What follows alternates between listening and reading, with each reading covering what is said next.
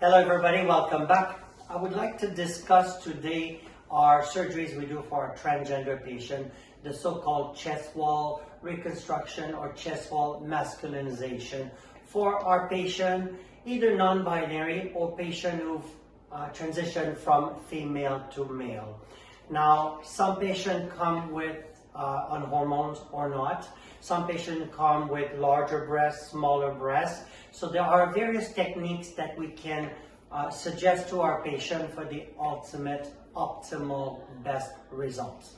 Now, the lesser common but lesser scar involved would be the so-called keyhole incision, which in all honesty works best for young patients, usually just at the end of puberty, before the full maturation of the breast, where the breast is more like a younger puberty lady's breast, where there's a small amount of breast tissue, not a lot of skin to deal with, where we basically do a small incision between 4 o'clock and 8 o'clock around the areola, the circle around the nipple, just a small smile. We remove the gland, do a bit of liposuction as needed, and that's a bit analogous to what we do on our cis male patient with mild gynecomastia. Now the keyhole is lovely, the scar is really hard to see, there's no telltale sign of the transition, and for patients who are candidate for it, it's a wonderful procedure. Unfortunately, I would say maybe 5 to 8% of my patients are candidate for it. Most others have enough skin to deal with that this small incision will not address the excess of skin.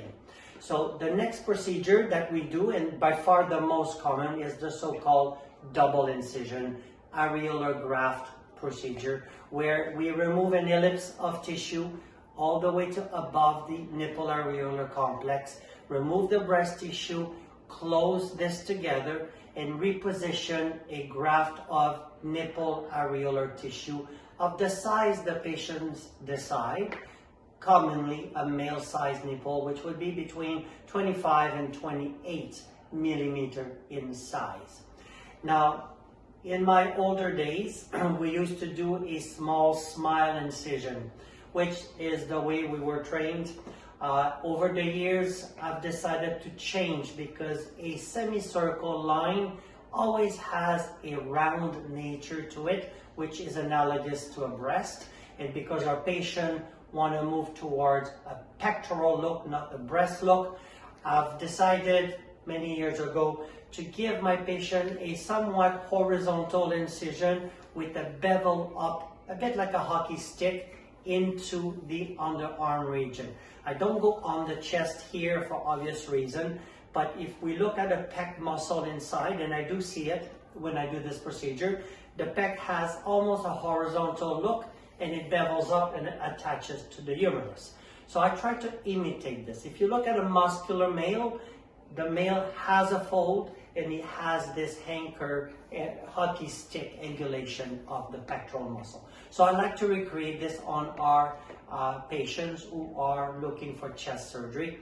The advantage of this procedure too is, in the old days with the semi-curved incision, we would have a short line here and a very longer line here, which would give us a discrepancy in length of incision, which would often create little bulges on each side, which we call in medicine dog ears. So with this new approach that I've developed over the years, the two lines are very similar in length.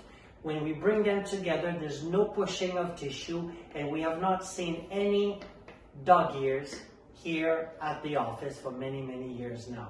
So dog ears were not dangerous, they don't bark, but they would always require a little revision, and fortunately we don't see this anymore. The nipple areolar graft is important. If a patient wants a male-looking areola, it's again 25 to 28 millimeter. I will always place it 15 millimeter to 20 millimeter above the incision. Never across, never touching it, which to me reminds me of mastectomy for cancer purposes in our ladies in reconstructive plastic surgery. So to me, we have a code, we have a calculation that guides the surgeon where to place the areola. But an areola, like a belly button, can be here, here, or here, and it will be natural. So I always make a point of putting it slightly higher, as we would see on a muscular male, where his nipple areolar complex is about 15 to 20 millimeter above the fold, whereas in a female, cis female, it's 5 centimeter and above. I often use drains in our chest wall, not all the time, but I like to use a drain for a day or two. Often our patients travel from far away, so having a hematoma, which is rare, which is bleeding, would delay the recovery. So I like to use a drain for a day or two. The areolar tissue is a graft, meaning we've detached it and put it back on, which is a fragile structure, but 99% of the time they heal and survive. But the healing time varies between 2 to 4 weeks, depending on the size of the nipple.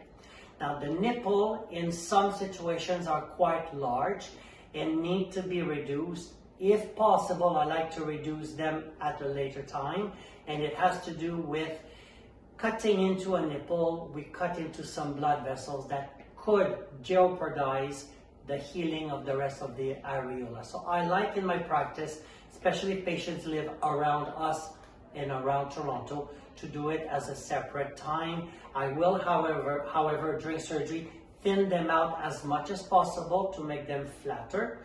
And for many patients, this is enough. And if it's not, we let them heal, and then we do a small nipple reduction in the future. And I must admit, we probably do 1 or 2 only over 100 patients per year where we do the nipple reduction. So this is not a common need, but it is available.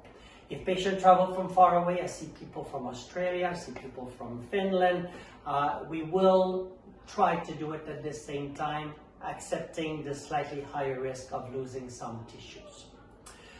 Transgender surgery, non-binary, female to male patients have been part of my practice for 23 years since I've started my practice in Toronto. They're part of my practice. We do all procedures except genital surgeries for male to female and female to male. We do breast, we do all kind of body implants, pectoral, buttock, calf, and I do all facial feminization procedures and facial masculinization procedures. I thank you for watching. Have a great day.